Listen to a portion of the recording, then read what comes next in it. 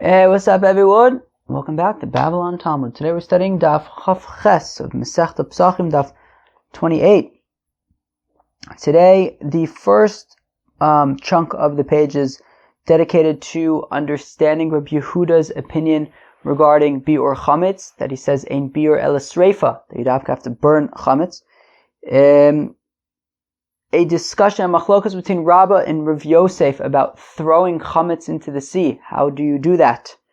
And then we discuss chametz she'avar olav Pesach, chametz that was around during Pesach. How do you relate to it afterwards? And that kind of leads into a three-pronged machlokas between Rabbi Yehuda, Rabbi Shimon, and Rabbi Yossi Haglili regarding the sort of parameters of the prohibition against chametz before, during, and after Pesach. Okay, as I mentioned yesterday, we stopped kind of high up, really pretty much about a little bit more than halfway through the Amud on Chav Zayin Amud Beis. That is because the discussion here really continues until sort of the middle of Chav Ches Amud Aleph. So I figured rather than kind of repeating it again today, we'll just start from there. So we are a little bit more than halfway down the page on Chav Zayin Amud Beis at the two dots. Rabbi Yehuda Omer and biur v'chulei. So Rabbi Yehuda's opinion is that biur chametz, you must burn it. It's not enough to we saw the Chachamim argue, and they say you could just crumble up the chametz and throw it into the wind or into the sea. Rabbi Yehuda says no, you have to burn it. How come? So Rabbi Yehuda, okay, so Tanya, we learn in the Brayso, Rabbi Yehuda, says Rabbi Yehuda, and biur chametz ela sreifa. Oh. That the only way to get the only way to get rid of chametz is to burn it. And I can even prove it to you logically. No, sir. When you have meat of a korban that is not eaten within its allotted eating time, and it's left over, so it needs to be burned.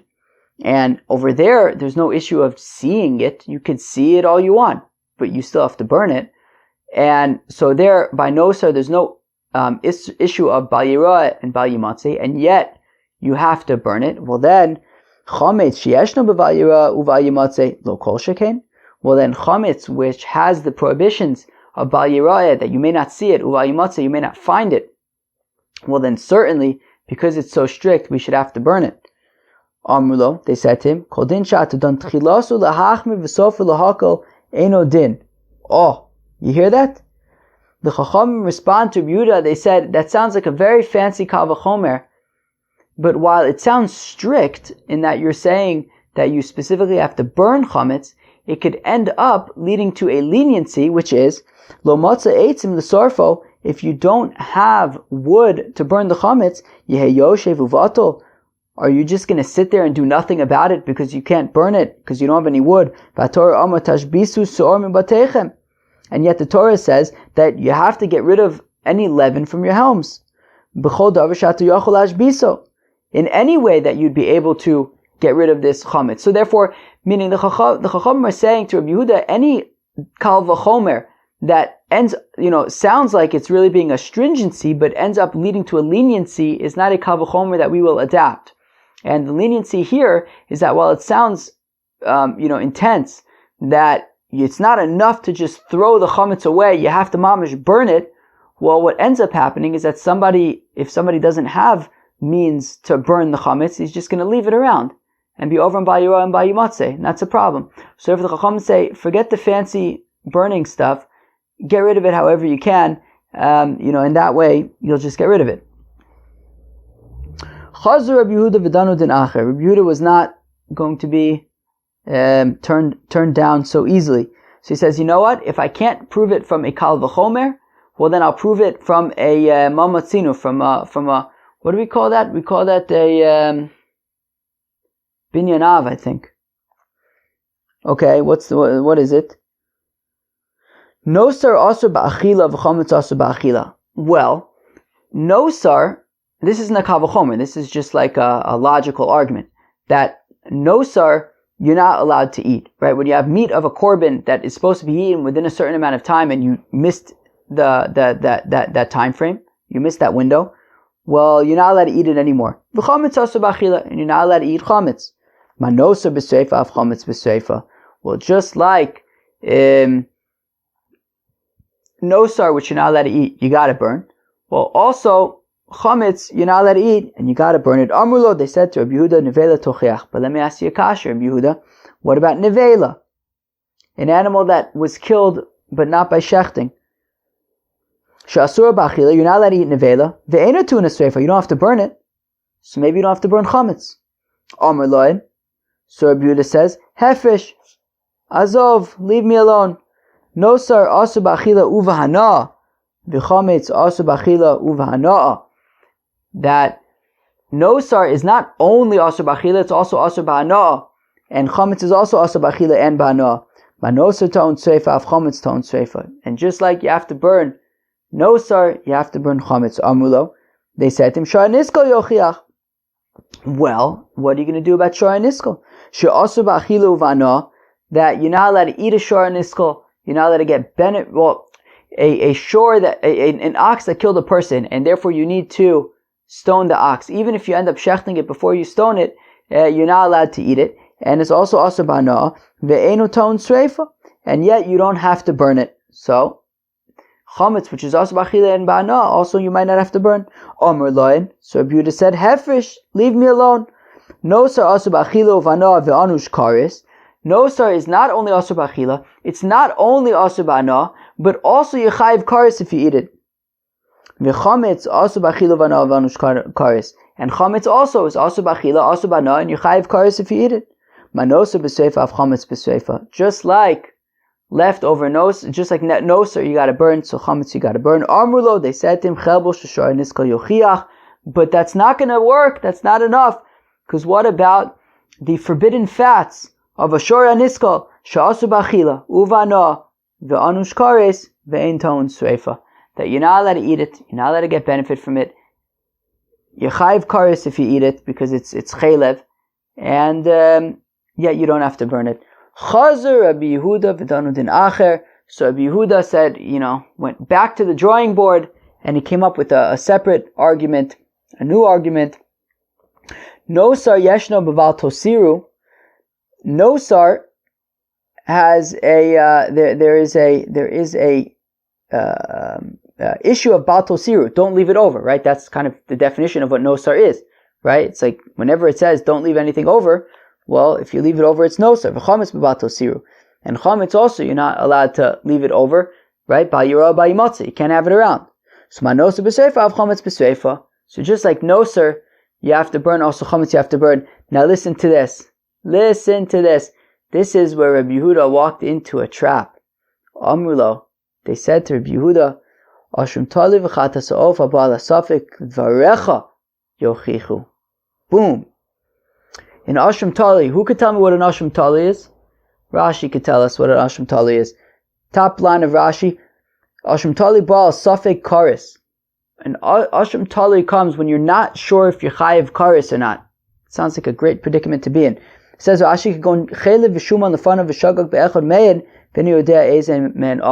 example, if you had two pieces of fat in front of you, sounds very geschmack. So you have two pieces of fat in front of you.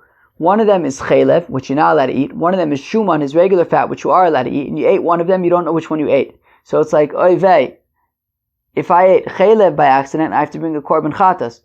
But I don't know if I ate chaylev by accident. Maybe I ate the shuman. So in that case, you bring what's called an ashram talui. Okay, v'chatas of ba'al asafek, and a chatas of that comes for a suffix. So, for example, if a woman gives birth, so at the end she brings two korbans, one ola and one chatas. So, what if she gave birth and she's not sure if maybe like she miscarried and she's not sure if it was considered a child or not? So, therefore, in that case, you'll bring a chatas ha'of that comes b'safek. Fine. Now, the dvarecha yochichu, they will prove based on your opinion, Rabbi Yehuda, shehein beval tosiru shanu omer b'seifa ve'ata omer b'kvura shasak Rabbi Yehuda. Oh, that when it comes to specifically the asham talui, right? If you have, you're not sure if you ate chaylev, so you bring an asham talui. Now you're not allowed to leave it over, right? You have to eat it within the proper time to eat it. What's probably like Yom V'Layla or something. So we have to check it up in Ezu Makoman. But anyways,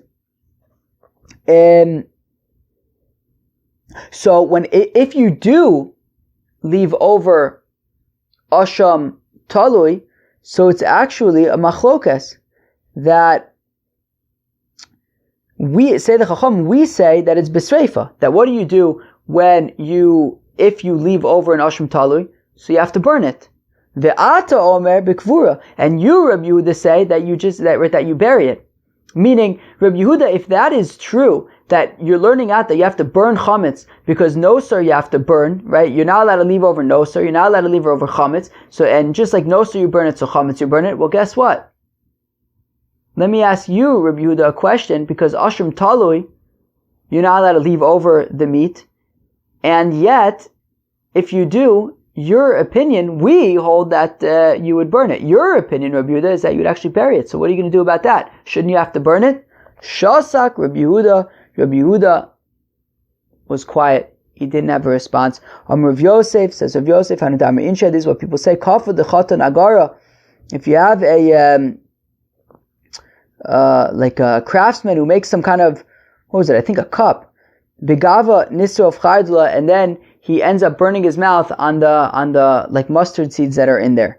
Amar Bai says, Abai Sadana Bisadane Yosef Midvil Yade Mishlam. If you have somebody who makes shackles, you have a shackle maker, then he ends up being shackled in his own shackles that he made.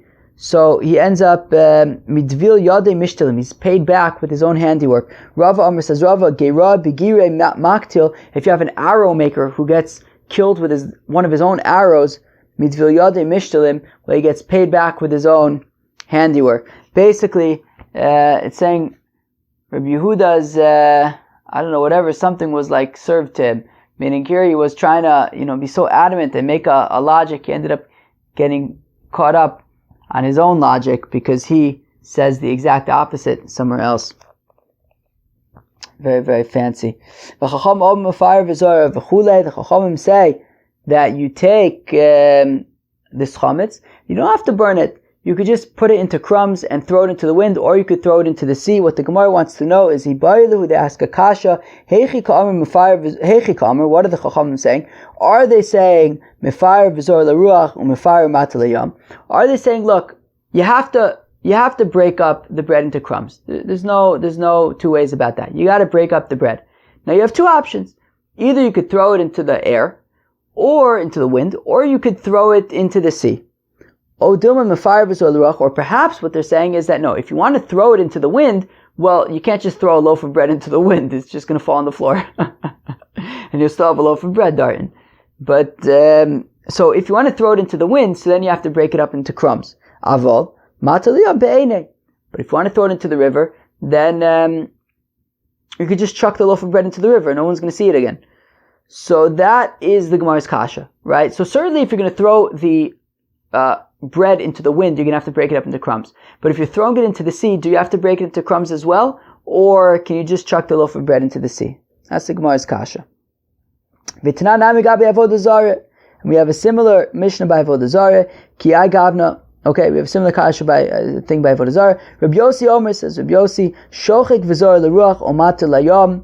That Rabbi Yossi says that if you're disposing of Avodah Zarah, so you can either grind it up finely and then throw that into the wind, or you could throw it into the sea. And they want to know, Heichi ka'amar, what is Rabbi Yossi saying? Is he saying, Shochik v'zor l'ruach v'shochik umat l'yom, that you can grind up this Avodah Zarah and throw it into the river, or you can grind it and throw it into the wind, or you could grind it up and throw it into the river? Or Dilma, or maybe Shochik v'zor l'ruach, that you grind it up and throw it into the wind, avamat l'yom be'ene, but you have to throw it into the river, but to throw it into the river, you don't have to grind it up. You can just throw it in whole. It's the same kasha that we asked by chametz, we asked by Avodah Zarah, that if you're going to throw it into the wind, certainly you have to grind it up. But if you're going to throw it into the sea, so then it's a question. Do you have to grind it up, or can you throw it in whole? Amar Rabba, so it says Rabba Mistavra Avodah Zarah Tiliyam HaMelech Ka'azla Lo Ba'ishchika.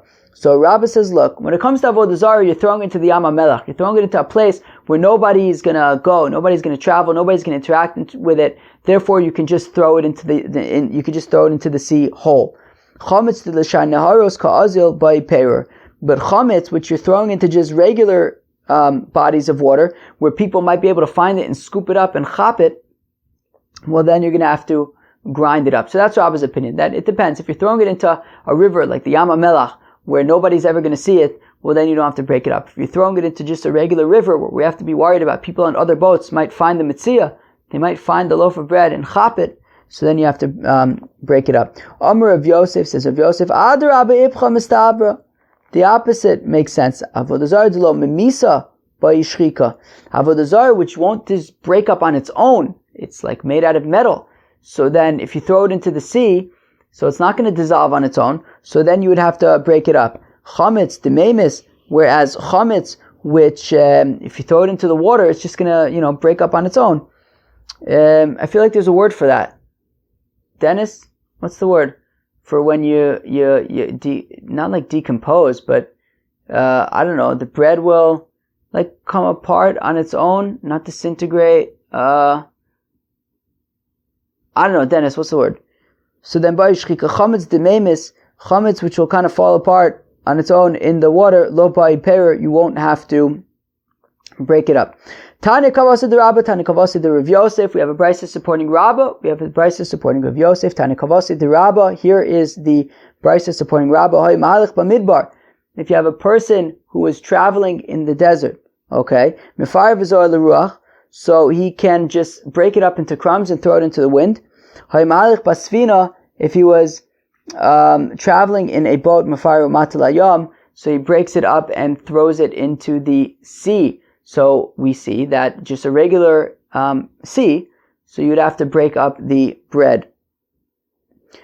Right? Because Rabbi had said that to the Yam HaMelach, a place where nobody goes, then you could throw it in whole. But if it's a regular sea, you'd have to break it up, and that's exactly what the brisa is saying. Tani Kavasi of Yosef, we have a brisa supporting of Yosef, Aymalech Bamidbar. If you have a person walking in the desert, Shochek v'zor leruach, so you could break up. So Shochek is talking about Avodah Zarah. So you grind up the Avodah Zarah into powder and you throw it into the wind. Haymalech basvina. If you were traveling in a boat, Shochek u'matilayam, so then you would grind it up and throw it into the river. So we see that you're dafka grinding up the Avodah Zarah.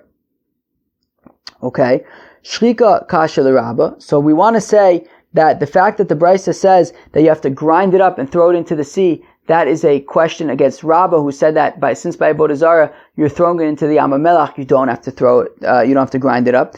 Peror kasha Rav Yosef, and the brisa that says that you're going to break up the bread and throw it into the sea is a kasha on Rav Yosef, who says that the bread's going to break up on its own, therefore you could just chuck it in whole. Shrika l'Rabba lo kasha. The Gemara says actually, the fact that we said that you have to grind up the Avodah Zarah and throw it into the river is not a question on Rabbah, because Haliyam HaMelech Halashar Naharos. It depends which river we're talking about. Rabbah was saying that because you throw Avodah Zarah into the Yam HaMelech, into the Dead Sea, that is why you don't have to break it up. But the brisa that says that you would have to grind up the Avodah Zarah, it's because we're talking about any random sea. That's why you'd have to grind it up. Peril Rav Yosef lo kasha, and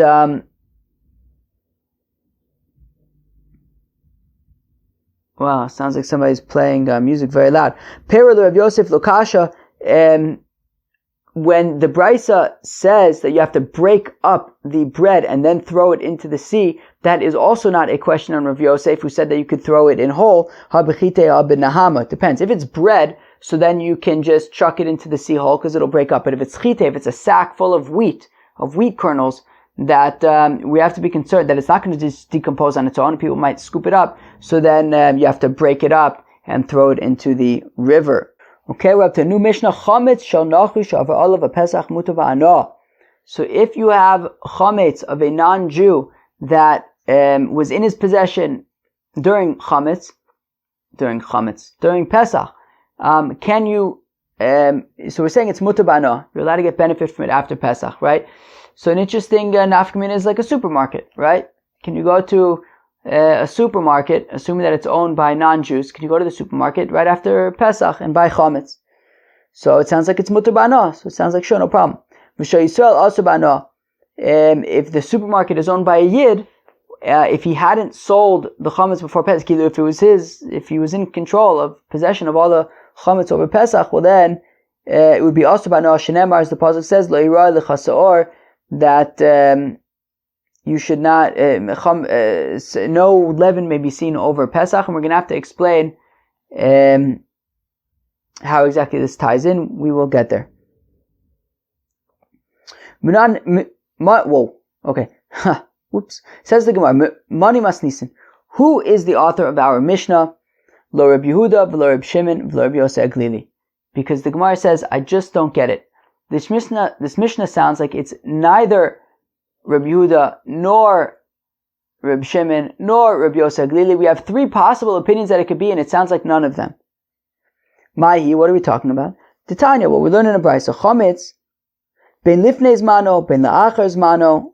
Whether it's before Pesach starts, what does that mean? It means from the time that it's asur on Erev Pesach until Pesach begins, right? So from the beginning of the 7th hour until Pesach begins on Erev Pesach.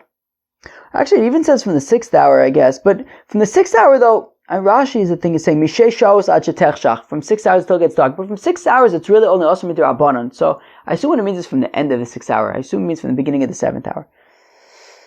So ben lifnei zmano, so whether it's before Pesach begins, right, during that period before Pesach begins, once chametz is asur, ben la'achar zmano, or whether we're talking about, after Pesach, regarding chametz that was owned by a Jew on Pesach, over olav bilav, so then it's gonna be a mitzvahs lo ta'aseh. Toch zmano over olav bilav vikaris, div Reb Yehuda. And now during Pesach, it's not just a lav, it's not just asur to have chametz, but you're also, if you eat chametz on Pesach, it's not just asur, you're not just over in Bayira, Bayimatze, but also you're going to be chayiv karis. Okay? That is Reb Yehuda's opinion. Reb Shimon, Omer says Reb Shimon, chametz lifnei zmanu la'achar zmanu eno over olav below klum. Says Reb Shimon that chametz, so chametz before Pesach begins, so like in the afternoon and Erev Pesach, and chametz sha'avar olav a Pesach, chametz that was in the possession of a Jew over Pesach, but now we're talking about that chametz after Pesach, there's no problems with that. Toch zmano, but during Pesach, over olav b'charis uvelav, and he agrees with Reb Yehuda regarding that on Pesach, if you eat chametz, you're going to be over on a lav or probably lo sochal chametz, probably not just bayira bayimatzi, but also lo sochal chametz. Yeah, that's what it is, I think. But you're also going to be chayiv karis as well. Now the Tanakama, being Rabbi Yehuda, says that from the time that you're not allowed to eat it, you're also not allowed to get any benefit from it. So already from Erev Pesach, you're not allowed to get any benefit. Fine. Rabbi Yosei Aglili, Omer says Rabbi Yosei Aglili, Tamo al atzmacha, we saw this already the other day. Tamo al atzmacha, I don't understand how chametz asur ba'ana'a kol shiva. I don't understand how you could say that chametz is asur to get benefit all 7 days of Pesach. Okay? Now we're going to digress a bit, without sort of answering yet who the author of our Mishnah is. We are going to digress slightly. But what did our Mishnah say? Our Mishnah said that specifically chametz after Pesach is asur ba'anoah if it belongs to a Jew, but mutter ba'anoah if it belongs to a non-Jew. Now, according to Reb Shimon, chametz is mutter before Pesach and after Pesach. According to Reb Yehuda, chametz is asur after Pesach, but he doesn't seem to be making a distinction between a Jew and a non-Jew. Rabbi Yosei Aglili says that chametz is mutter ba'anoah even on Pesach, so there's really nothing to talk about in terms of after Pesach. Now, according to Rabbi Yehuda, how do we know that chametz from 6 hours and up on Erev Pesach you are over on a lo ta'aseh? Shene'emar, as the pasuk says, lo tochal alav chametz. Divrei Rabbi Yehuda, it says, do not eat chametz with the korban Pesach. So therefore, already from the afternoon of Erev Pesach, you're going to be over on a lav. There's going to be a mitzvah lo saseh to eat chametz. Amar lo Reb Shimon. Now Reb Shimon says to Reb Yehuda, can you really say this? Can you really say that before Pesach starts there is a prohibition against eating chametz? The pasuk says, "Lo sochal olav chametz." Don't eat on the korban Pesach chametz. Shivas yom tochal olav matzos. For 7 days you'll eat matzos. If we're saying that for 7 days you eat matzos, how come you have to say don't eat chametz? At the time that you have a mitzvah to eat matzah, i.e. on Pesach itself, for the 7 days of Pesach, so then that is when you don't eat chametz. But as long as you don't yet have a mitzvah to eat matzah, i.e. Erev Pesach, after Pesach, during those times, there is no issue with eating chametz, right? So, meaning as long as there's a mitzvah to eat matzah, i.e. the 7 days of Pesach, so then you don't eat chametz. But other than that, you're allowed to eat chametz.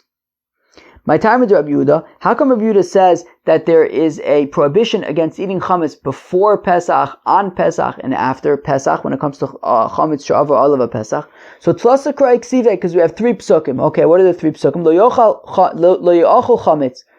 Pasuk 1 says chametz may not be eaten. Okay. Another pasuk says v'chol machmetzes lo sochelu. Don't eat any leaven. Okay. Lo sochal olav chametz. And it also says don't eat on it. I think it's talking about the Korban Pesach. Yeah.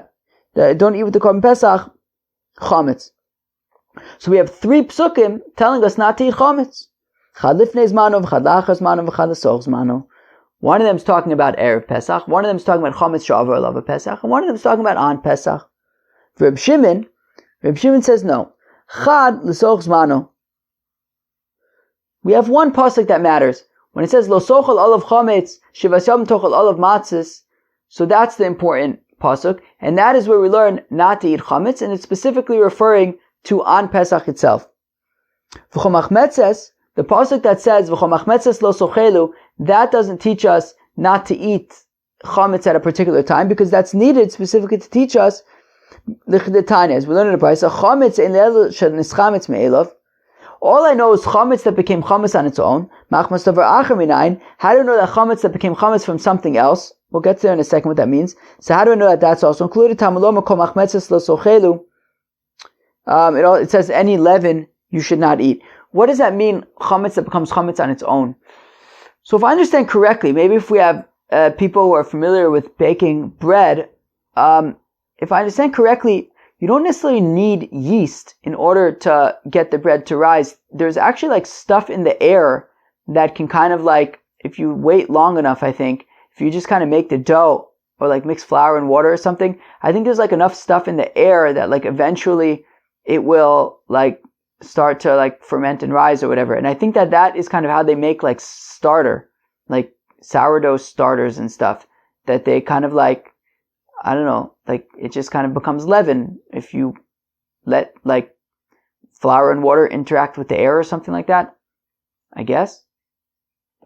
Can somebody help me?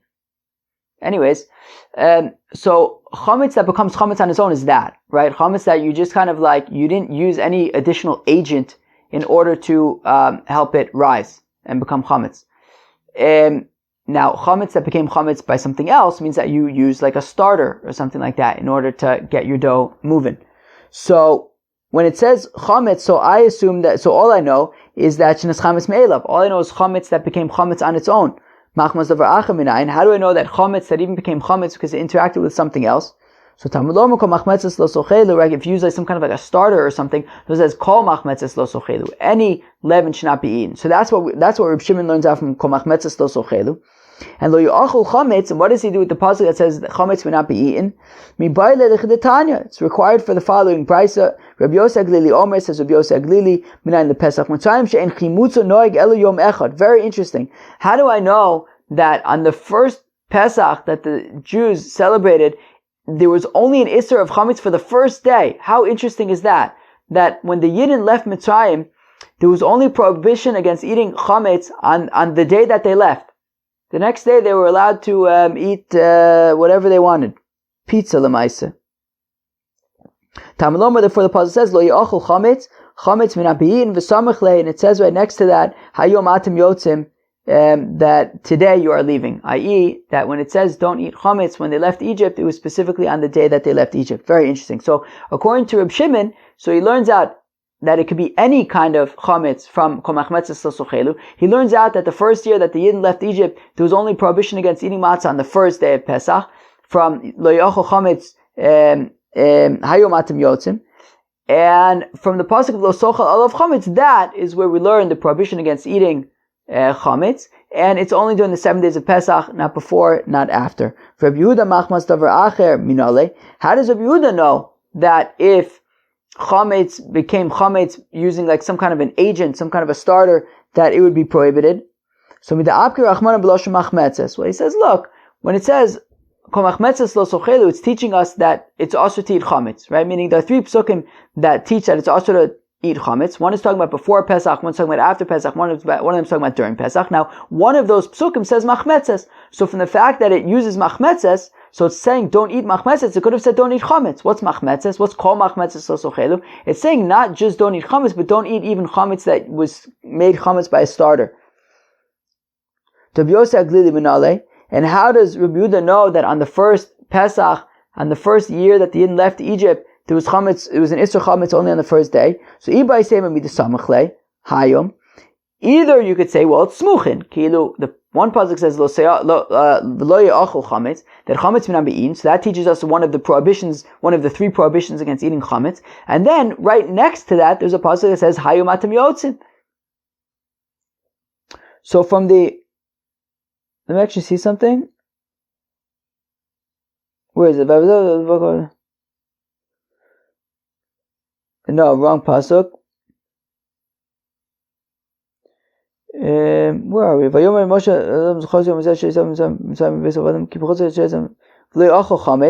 so that's pasuk Gimel. And then Hayomat Bidiyuk. It's 2 pasukim, one right after. So from the first pasuk when it says Lo Ya'achol Chametz, so that teaches one of the 3 prohibitions against eating chametz. And then immediately afterwards it says Hayomat Yotim. So it's from the juxtaposition of the 2 pasukim that we learned that in the first year of Pesach, the Isser of chametz was only on the first day. But that doesn't affect the fact that Lo Ya'achol Chametz teaches us one of 3 prohibitions. Ibai Sema, Smuchin L'Darsh. Or you could say that Rabbi Yehuda holds like we learned in Masechta Shabbos. Not Shabbos, Masechta Brachos. That Rabbi Yehuda doesn't necessarily hold of Smuchin, of juxtapositions in all of the Torah. We learned over there that even the Manda Amru who doesn't learn of juxtapositions in all the Torah, he does learn of Smuchin, of juxtapositions in Sefer Dvarim. Okay? Fine. Very good. Let's go weiter. Amar Mars, we said earlier, so how do we know that if somebody eats chametz on Erev Pesach, once already you're not allowed to eat chametz anymore, that you're over at a mitzvah lo ta'aseh? Shnei Mars, the pasuk says, lo sochal olav chametz. Well, it says, do not eat chametz. Okay, that was Rabbi Yehuda's opinion. Divrei Rabbi Yehuda. Amlo Rabbi Shimon. Now Rabbi Shimon said to Rabbi Yehuda, v'chiyef shel omar kain. Are you really able to say this? Rabbi Shimon says, what are you talking about, Rabbi Yehuda? That pasuk that says, Lo sochal olav chametz, it immediately says, Shivas yom tocha matzis. And from which Rabbi Shimon learns out that it's specifically for the 7 days that you're not allowed to eat, well, for the 7 days that you do eat matzah, during those 7 days you don't eat chametz, not before, but before and afterwards there's no problem with chametz.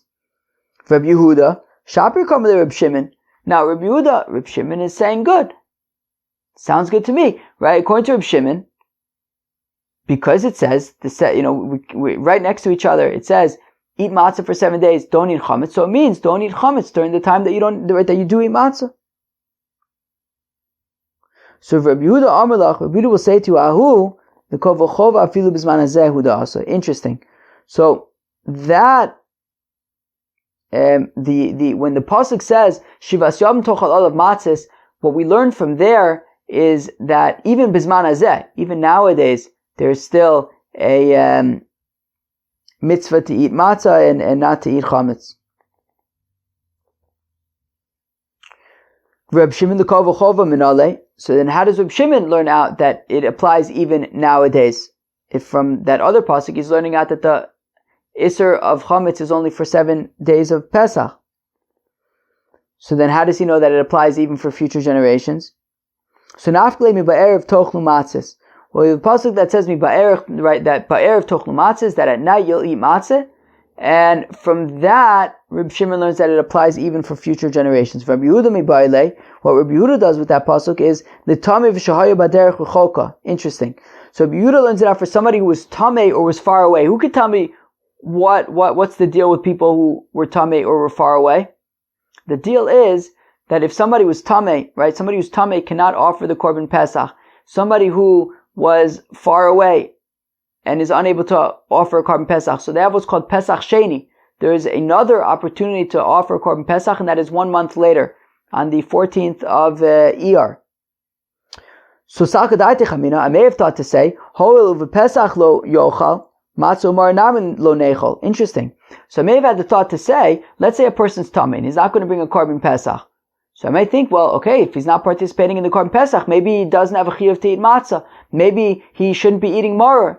So kamash malan. Therefore, the pasuk says, "Ba'erev tochlu matzis," that even if you're not partaking in the korban Pesach, you will still eat matzah, still eat maror. Interesting. Reb Shimon, whereas Reb Shimon says, I don't need a pasuk to teach me that if somebody is tameh or was far away and is not offering the korban Pesach, that they still have a chiyuv to eat matzah and maror.